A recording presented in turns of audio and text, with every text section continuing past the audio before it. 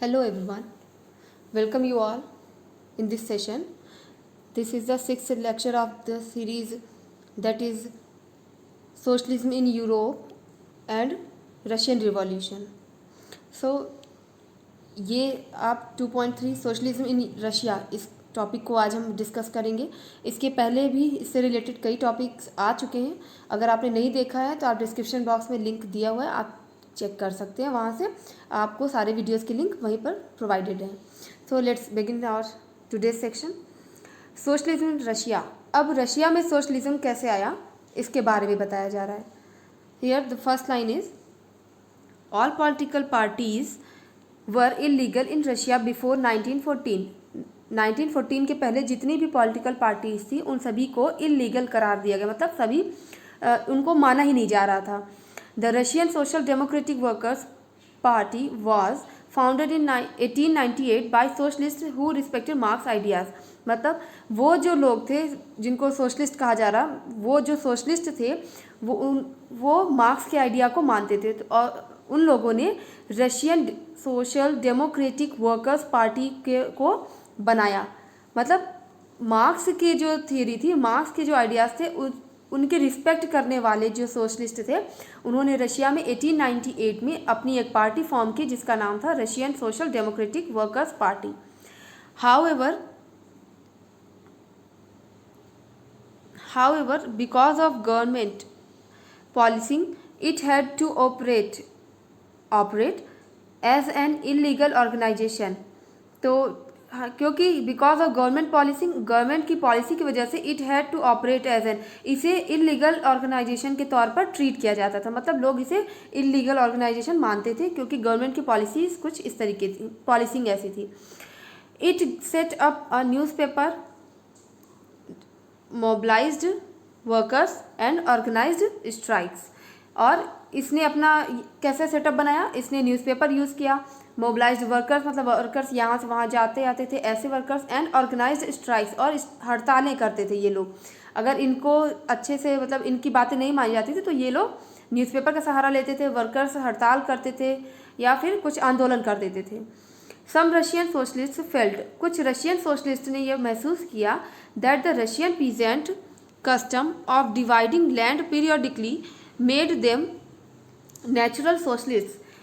कुछ Russian socialist ने महसूस किया या वो ये मानते थे कि जो रशिया के किसान हैं उनका जो कस्टम था, मतलब आपने इसके पहले में पढ़ा था कि जो किसान थे वो अपनी ज़मीन अपने मीर को, मीन्स उसको कम्यून जिसको बोलते हैं, ठीक है, कम्यून को दे देते थे समय समय पर। जब उनका काम हो गया तो उन्होंने अपनी ज़मीन कम्यून को दे दी, और कम्यून ने क्या किया, वो बाकी लोगों में ज़मीन को फिर से बांट देता था। जिसकी जैसी नीड होती थी, जिस पीजेंट फैमिली की, वो ज़मीन को उनको बांट देता था।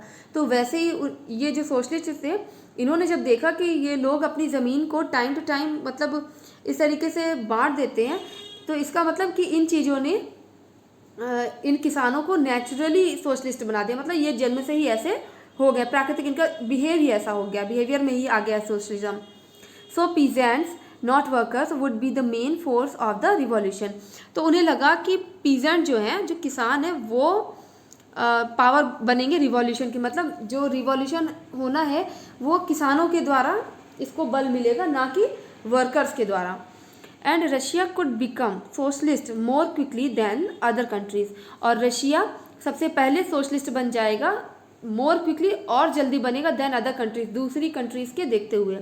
मतलब अगर हम किसानों को इस चीज़ में शामिल कर ले, इस मुहिम में, इस रिवॉल्यूशन में, तो वर्कर्स तो नहीं कर पाएंगे, लेकिन हाँ किसानों की अपनी ज़मीन को टाइम टाइम पे कम्यून को दे देने वाला जो नेचर है उनका, इसकी वजह से जो सोशलिज्म है जो वो रशिया में जल्दी हुआ।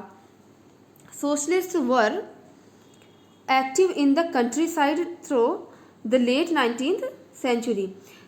19th सेंचुरी के मतलब बाद भी सोशलिस्ट कंट्री साइड, मतलब उधर उसकी जो आउटसाइड एरिया था रशिया का, वहाँ पर एक्टिव थे वो। दे formed the socialist revolutionary party इन 1900। और उन्होंने सोशलिस्ट रिवॉल्यूशनरी पार्टी 1900 सेशन में ऑर्गेनाइज की, उन्होंने अपनी एक पार्टी फॉर्म की। This party struggled for peasants. इस पार्टी ने किसानों के लिए, किसानों के अधिकार के लिए, पीजेंट्स राइट्स मतलब उनके अधिकार के लिए आंदोलन किया, संघर्ष किया। And demanded that land belonging to nobles be transferred to peasants, और इस बात की मांग की कि डिमांड की कि जो ज़मीन नोबल्स के पास है उसे पीजेंट्स को, वो किसानों को ट्रांसफ़र कर दी जाए। Social Democrats disagreed with socialist revolutionaries about peasants, लेकिन यहाँ पर जो सोशल डेमोक्रेट्स थे वो सोशलिस्ट की बातों को नहीं मानते थे। मतलब सोशलिस्ट चाहते थे कि नोबल्स से ज़मीन लेकर पीजेंट्स के बीच में डिस्ट्रीब्यूट कर दी जाए, लेकिन जो सोशल डेमोक्रेट्स थे वो सोशलिस्ट की बात को नहीं मानते थे, तो वो उनकी बात से डिसएग्री थे, असहमत थे। Lenin felt that peasants were not one unite group, Lenin जो थे वहाँ के थिंकर, उनका कहना था कि जो पीजेंट्स हैं were not one United group, वो उनमें एकता नहीं है, मतलब वो एक ग्रुप के नहीं है। सम वर पुअर, कुछ गरीब किसान हैं, एंड अदर रिच, और कुछ अमीर किसान हैं। Some worked as labourers while other were capitalist who employed workers. तो यहाँ पर उनका कहना है कि जो किसान है वो क्रांति का चेहरा नहीं बन सकते, मतलब उनकी वजह से हमें मतलब सोशलिज्म नहीं आ सकता रशिया में। क्यों? क्योंकि जो किसान है वो एक जैसे सभी नहीं है, उनमें एकता नहीं है। कोई किसान गरीब है तो कोई किसान अमीर है, कुछ लेबर के जैसे काम करते, कुछ मजदूर हैं। While other were capitalist who employed workers, तो कुछ ऐसे हैं कैपिटलिस्ट हैं यानी पूंजीपति हैं जिन्होंने उन्होंने अपने यहाँ उन किसानों को पीजेंट रखा हुआ, मतलब उन्होंने कामगार रखे हुए हैं अपने यहाँ, या लोगों को काम दिया है, रोजगार दिया है। Given this differentiation with in them they could not all B part of a socialist movement. तो ये वाला जो तर्क था, गिवन दिस डिफरेंशिएशन मतलब विभेद, अंतर बता दिया ना यहाँ पर उन्होंने, अमीर है तो गरीब है, इस तरीके से उन्होंने विभेद कर दिया वहाँ पर, मतलब कहते हैं आप डिफरेंशिएट कर दिया, अंतर बता दिया उनके बीच में, डिफरेंस बताया है। तो ये वाला जो उन्होंने ये चीज़ें बता दी विद इन देम, उनके बीच में विभेद बताकर, they could not all B part of a socialist movement. तो उनका कहना था ये इस तरीके के हैं, इसलिए इन्हें सोशलिस्ट मूवमेंट का पार्ट नहीं बनाया जा सकता है। The party was divided over the strategy of organisation, तो पार्टी जो थी, द पार्टी वॉज डिवाइडेड, उसे बांट दिया गया, over the strategy of organisation के तर्क पर। मतलब जो ऑर्गेनाइजेशन है उसने अपना एक कहते हैं ना जैसे कि आइडिया रखा, तो इन लोगों ने क्या किया कि अपनी पार्टी को डिवाइड कर दिया। व्लादिमीर लेनिन, अब यहाँ पर नाम आ रहा है व्लादिमीर लेनिन का, who led the Bolshevik group, तो वहाँ पर एक बोल्शेविक ग्रुप था और एक मेंशेविक था, दो ग्रुप थे, दो पार्टी थी। तो जो ऑर्गेनाइजेशन की स्ट्रेटजी थी उसकी वजह से इसे डिवाइड कर दिया गया पार्टी को, एक हो गया बोल्शेविक और दूसरे हो गए मेंशेविक।